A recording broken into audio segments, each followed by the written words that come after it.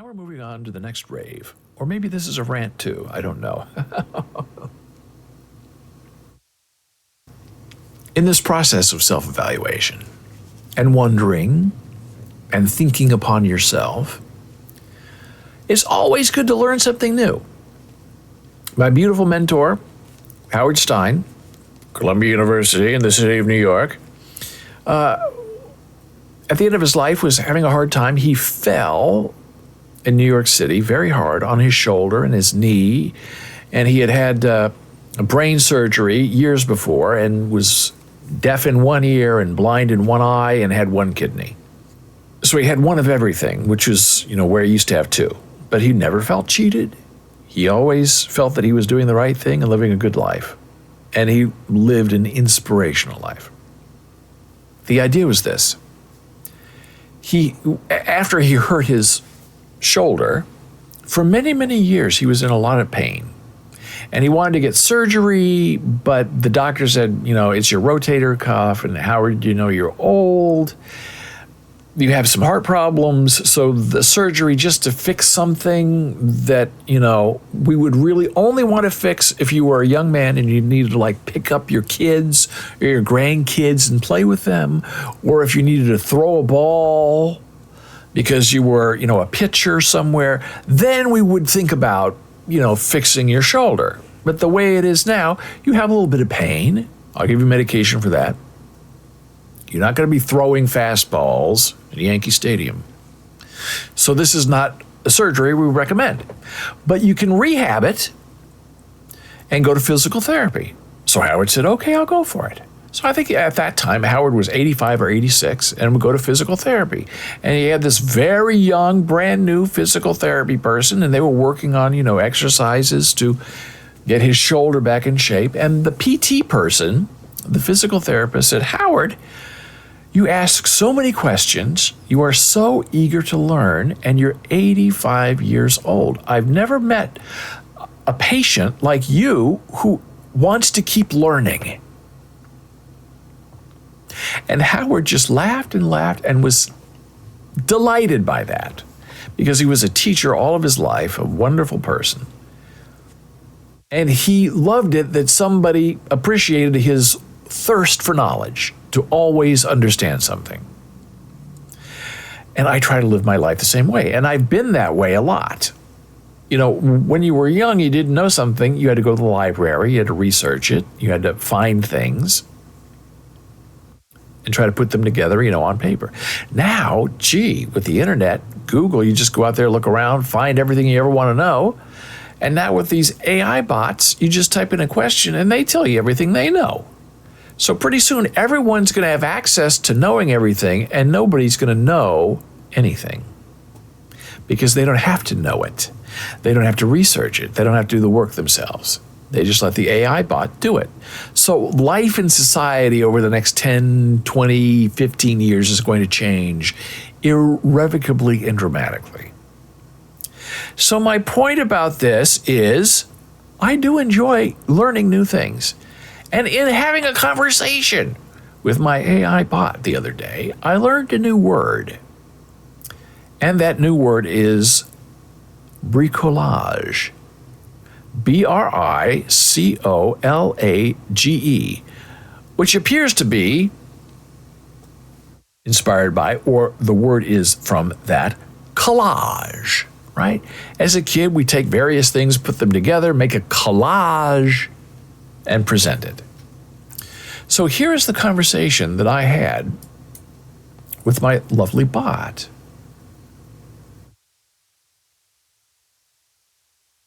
And then in my Boles.xyz Mastodon instance, I included today bricolage cats, which I'll show you in a moment. But first, this is my question that I asked my bot because I'd seen the word, and you can infer what the word is based on the context around it, but that's not enough for me. I want to know exactly what the word is. And I normally would go to Google, but then you got to, wade through all the advertising if you can't block it, and then wade through all the awful links that are there to like link farms. This way, ChatGPT, I can just ask and get a right answer. And this purple icon means that it's from the internet. What is bricolage? Bricolage is a term derived from French and generally means the act of creating or of constructing from a diverse range of available things. It has been used in various contexts, including arts, literature, and science, social services. Now, this is where it gets interesting because I sort of knew it from the arts and literature point of view, right? Where you take things and you make a collage out of it and you present it. And that is the first explanation in arts and literature. Bricolage is often associated with the practice of creating work from a variety of material, or assembling a work from a range of different resources. This can include collage in visual arts, where different types of materials are combined to create a whole new whole. So let me see if I can find my bricolage cats to share with you. And I did not create these cats. These cats were created for me by my AI bot. And they're all the way over here. Bricolage is a term. See, I quote ChatGPT 4, and here are the bricolage cats. Sort of cartoony, drawn, but okay, because I like the big face and I like you can see what parts of it. So those are like gears. It's almost like a steampunk cat. I guess that's the idea. Now, this is a cat that appears to be made out of Post-it notes, a bricolage Post-it note cat. Have you ever seen such a thing? No. And it appears to be armless in the front, which is very strange, but this is AI. They don't always do hands well. Now, this is a bricolage cat made of wood, it appears. This is AI. There is no cat. And it seems to have some kind of, gear stuff going on. I guess when it comes to cats, bricolage likes gears, as you can see in this example. This cat appears to be made of some sort of ebony substance, and it has bright green eyes and all kinds of gears that don't appear to be interconnected. But maybe in bricolage, it doesn't matter. So that's our definition, okay, of bricolage and art, which sort of answers my question. I had no idea I was going to get 2, 3, and 4, which is why I'm sharing with you today, because it's sort of interesting. In the social sciences, there is a concept of bricolage.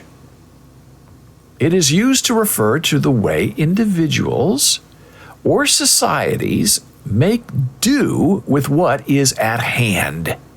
Now, as a Nebraskan, growing up in the pioneer state, the Prairie Pioneer at the Stewart Museum in Grand Island. Hey, it's Janet Marie, sweetheart. Hello, Janet Marie.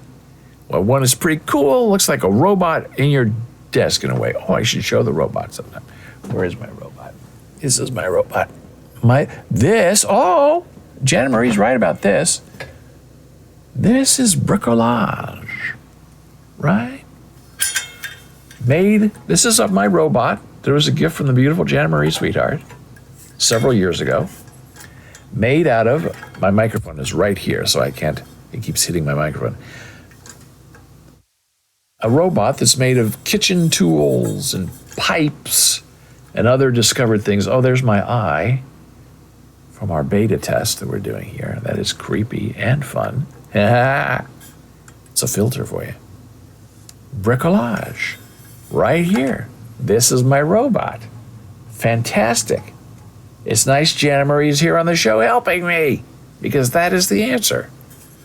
A bricolage robot. I love it so much. Thank you, baby Jay. So in the social sciences,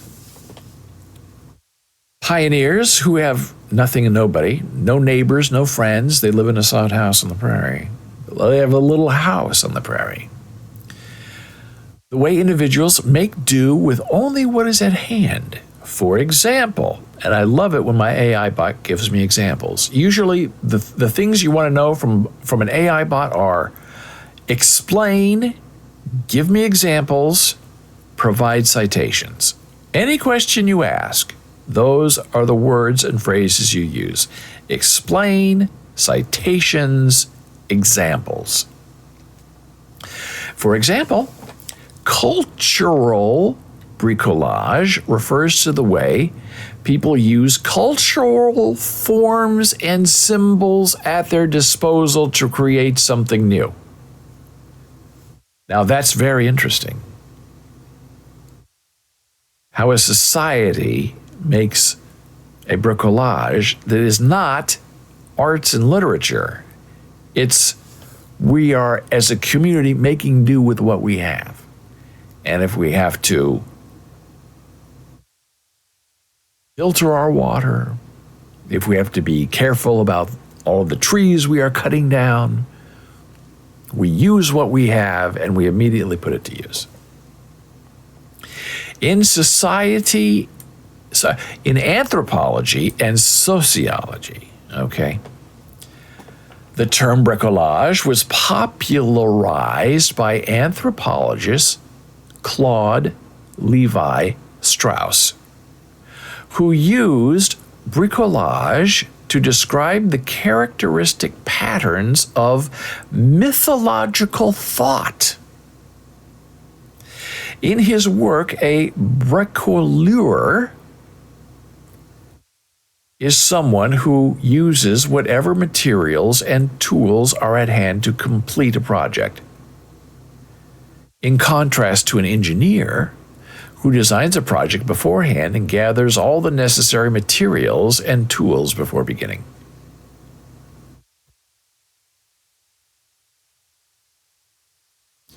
And Janet Marie said before, this one meaning cat. Okay. So this number 3, anthropology and sociology. The term was popularized by anthropologists who used bricolage to describe the characteristic patterns of mythological thought. In his work, a bricoleur is someone who uses whatever materials and tools are at hand to complete a project. So let's say, you want to build a ladder. Now, an engineer would design the ladder, make a blueprint of the ladder, gather all the necessary materials to build a ladder and the tools to put together. A bricoleur, and we probably know them, would just say, I need a ladder right now. I'm not going to design it. I'm not going to buy anything. I'm not going to have tools. Whatever I have around me, my tools are my hands. So I'm going to make a ladder out of bricks and tape and a little bit of glue, and maybe one rung of the ladder will be made of coconut leaves, the next will be made of string, the next will be made of a piece of steel wire, and I'll hold it all together with sealing wax. Using the information, the idea at hand, to create something new and to give it explicit meaning. The fourth idea of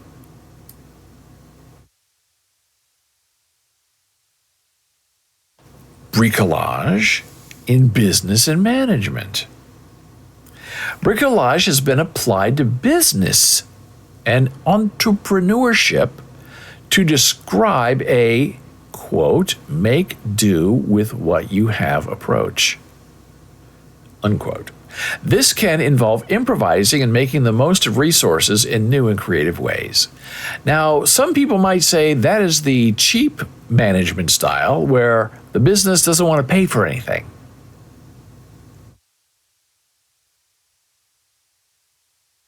The business says, we're not buying you a new computer, just reuse the computer you already have. And if the computer isn't working, then plug your iPhone into the monitor and do your work that way on your iPhone. I guess That's bricolage in business.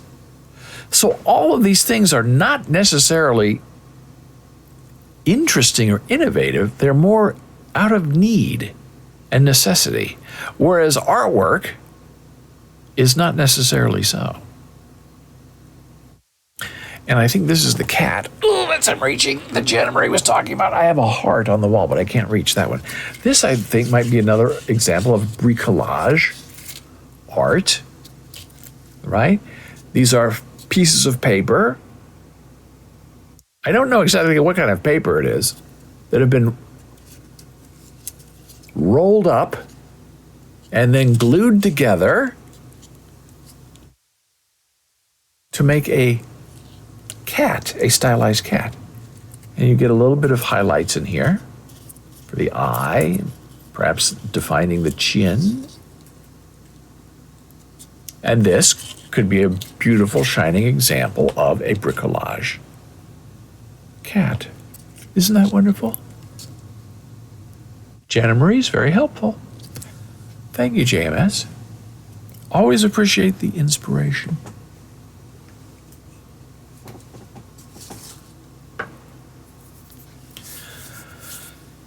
And so ChatGPT continues, hey, it's worth noting that the meaning of the term can vary somewhat depending on the context in which it's used. Now, here's where it gets really fun, because I don't finish with my bots when they just finish with me. Hey, it's Jenna Marie, the heart on my wall. Yeah, I could try to get, it's too far away.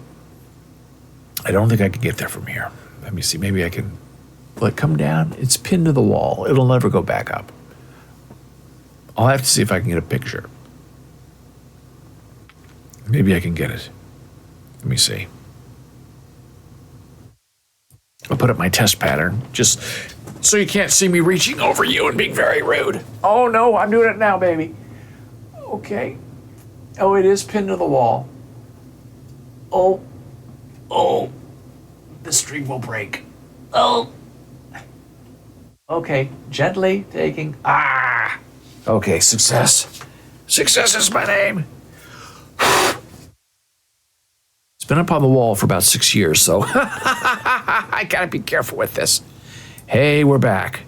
We're back live.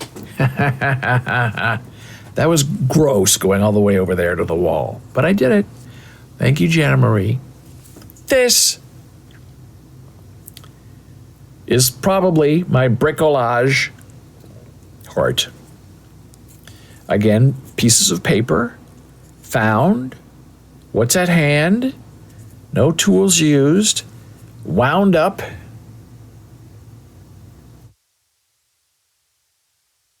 to make something new out of something that wasn't there before. So we have a bricolage heart, we have a bricolage cat, and then, of course, my favorite. Well, they're all my favorites. This is a favorite. We like found things. My bricolage robot. Now, isn't that delightful? Who wouldn't like to have fun with these people? I just love it. It's terrific. It's Bricolage Day on Boles TV. So what I do is I ask my new best friend. I can be friends with my ChatGPT bot because it never needs anything back and it never gives me time. Although if it were a friendship, I would have to say I get more out of my friendship with ChatGPT than it gives me. But we do pay for it, so I guess it's getting something. So I said, hey, how do you pronounce bricolage and bricoleur? Now, I knew bricolage because I knew collage, but don't assume you know. Ask. And I thought, how will an AI bot tell me how to pronounce something? I would like to find out. A text bot. And here we go. Bricolage is pronounced as bricolage. Here's a phonetic breakdown. Brie rhymes with C. Co rhymes with go, but shorter. Lals, the A is pronounced like the O in log, And the ZH is similar to the S in treasure or measure.